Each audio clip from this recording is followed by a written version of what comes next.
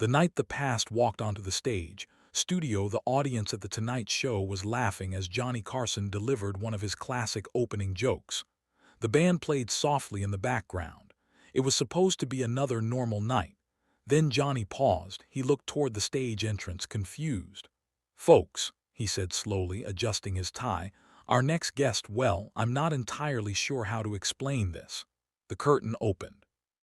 A tall figure stepped forward in a black suit, long coat, and unmistakable stovepipe hat. The audience gasped. It was Abraham Lincoln. At first, people laughed, thinking it was a comedian in costume. But when Lincoln removed his hat and spoke, the room fell silent. "Good evening," he said gently. "Mr. Carson, I thank you kindly for your invitation." Johnny stared for a moment, speechless, something that almost never happened. "Well," Johnny finally replied, smiling nervously, "Mr. President, this is either the greatest booking in television history or I'm dreaming."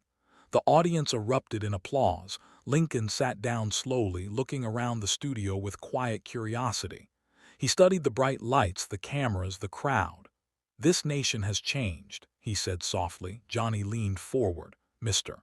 President, if you could see America today, what would you think?" Lincoln paused.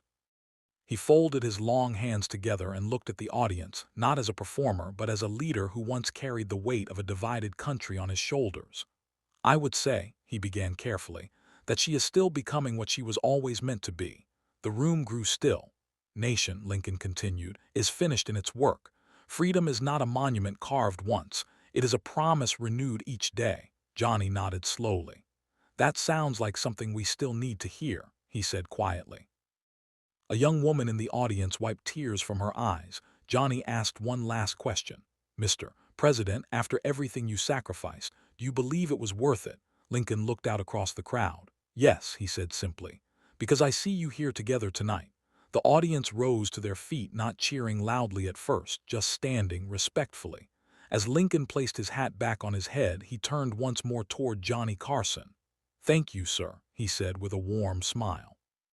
"You have given me the rare pleasure of seeing the future." Johnny shook his hand. "And you gave us the rare privilege," Johnny replied softly, "of remembering who we are."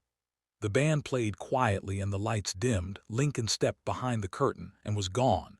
But no one in the studio forgot that night, because for a few unforgettable minutes, history sat on the couch and spoke to America again. Sparkles,